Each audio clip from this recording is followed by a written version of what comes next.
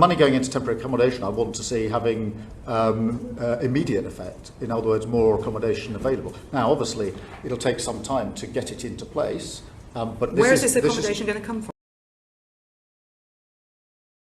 Starmer's Channel crisis. 29,003 crossings and counting. The promise that changes nothing.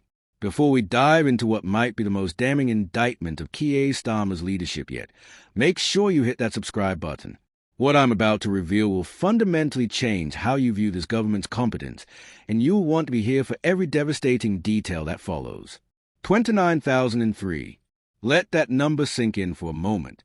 That's how many people have crossed the English Channel in small boats in 2025 alone, and we're only 8 months into the year.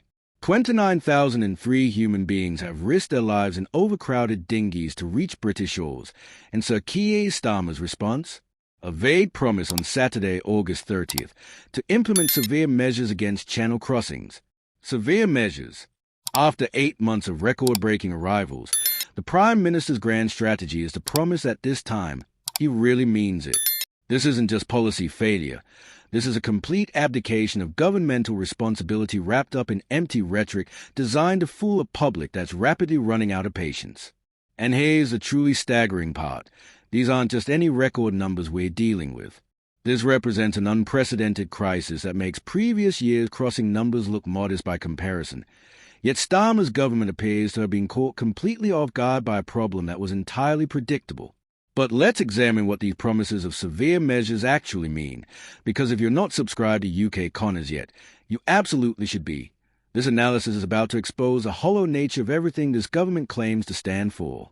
When politicians start using language like severe measures without providing specific details, it's usually because they don't actually have any measures to implement.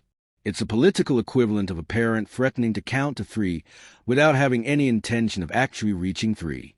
What makes the situation particularly galling is the sheer scale of the government's failure to prepare for what was obviously coming. The 29,000 crossings didn't happen overnight. They've been building steadily throughout the year, with clear patterns that any competent government should have anticipated and planned for. Yet here we are in late August, with the Prime Minister apparently just discovering that record numbers of people are crossing the Channel and promising to do something about it 8 months after the crisis began.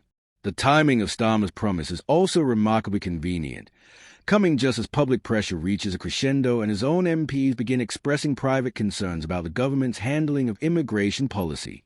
This isn't leadership. This is reactive politics designed to buy time and deflect criticism rather than actually address the underlying problems. It's the kind of gesture politics that undermines public confidence in the entire governmental system. Here's what's really happening behind the scenes, and if you're not already part of our community, subscribe now, because this insider analysis is exactly why UK Connors has become essential viewing for anyone serious about British politics. The government's immigration policy is being driven not by strategic thinking or humanitarian concerns, but by administrative panic and short-term political calculations. Civil servants are scrambling to manage an unprecedented influx, while ministers focus on media management rather than policy solutions.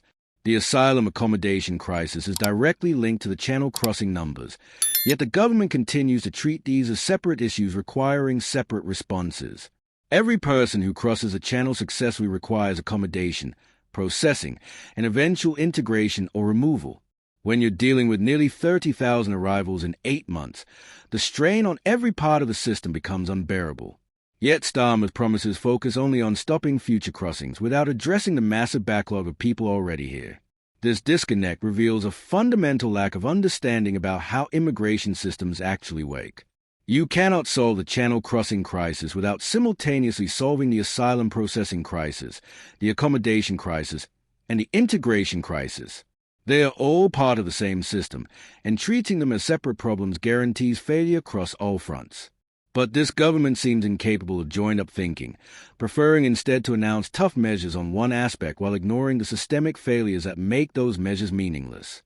The international dimension of this crisis makes Starmer's position even more precarious, and make sure you're subscribed, because this global context is crucial for understanding just how badly this government is failing.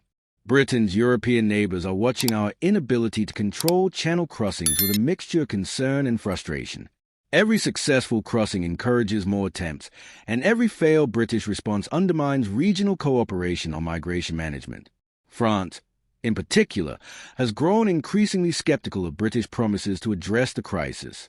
They've invested significant resources in supporting British efforts to prevent crossings, but the record numbers suggest that cooperation isn't translating into results. When Starmer talks about severe measures, European partners are understandably wondering whether this represents genuine policy change or just another round of British political theatre designed for domestic consumption.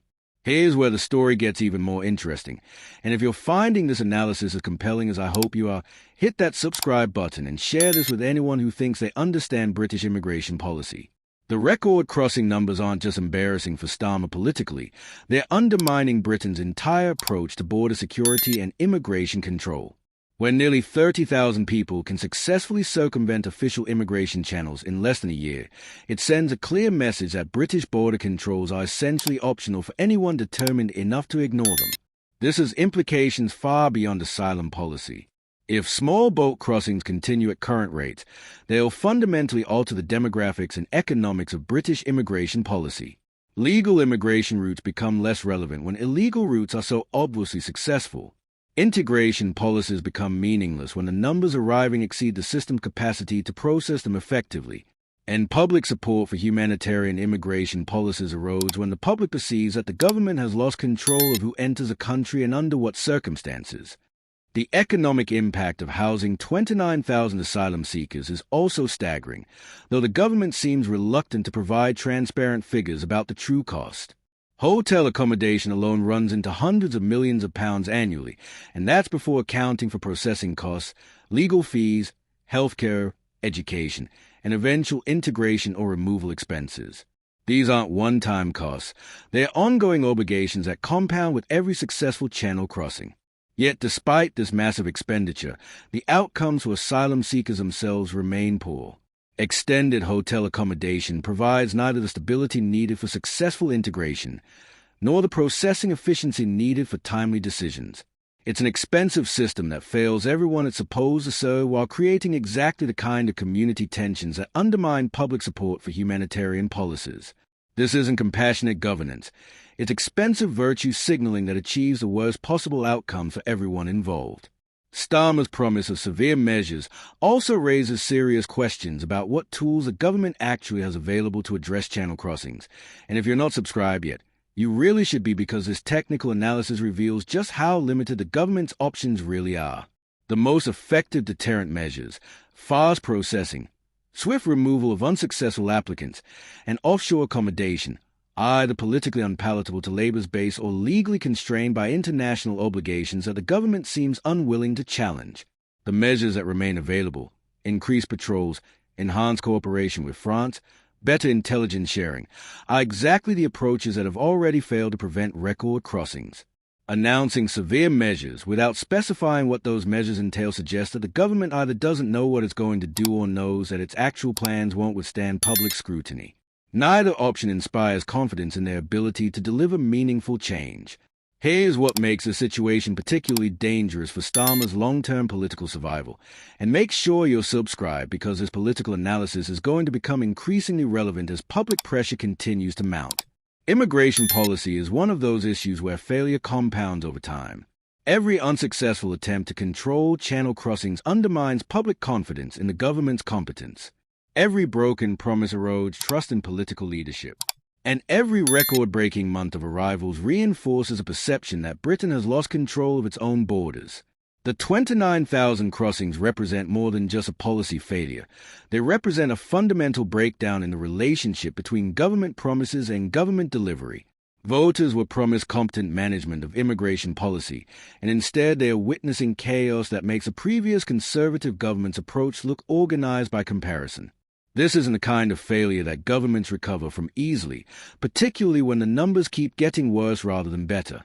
Public opinion polling on immigration consistently shows that border control is a top priority for voters across all political parties, yet this government's response has been characterized by delay, denial, and deflection rather than decisive action. When Starmer finally acknowledges the scale of the crisis and promises severe measures, it only highlights how long he's been ignoring a problem that was obvious to everyone else. This isn't leadership. It's reactive damage control that comes too late to be effective. The international implications of Britain's border control failure extend far beyond immigration policy, affecting our relationships with allies, our reputation as a reliable partner, and our ability to influence global migration governance.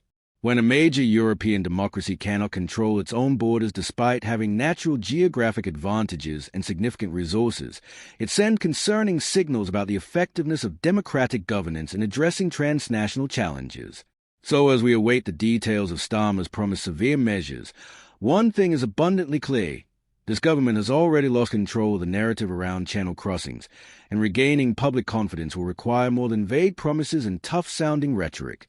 The 29,000 people who've already crossed this year represent a policy failure of historic proportions, and no amount of political spin can disguise that reality. The question now isn't whether Starmer can solve the channel crossing crisis. It's whether he can prevent it from defining his entire premiership as a monument to governmental incompetence. Based on current evidence, that's looking increasingly unlikely. Subscribe to UK Connors to stay ahead of this unfolding political disaster, because if you think 29,000 crossings is shocking, wait until you see what's coming next. This story is far from over, and you won't want to miss how it ends.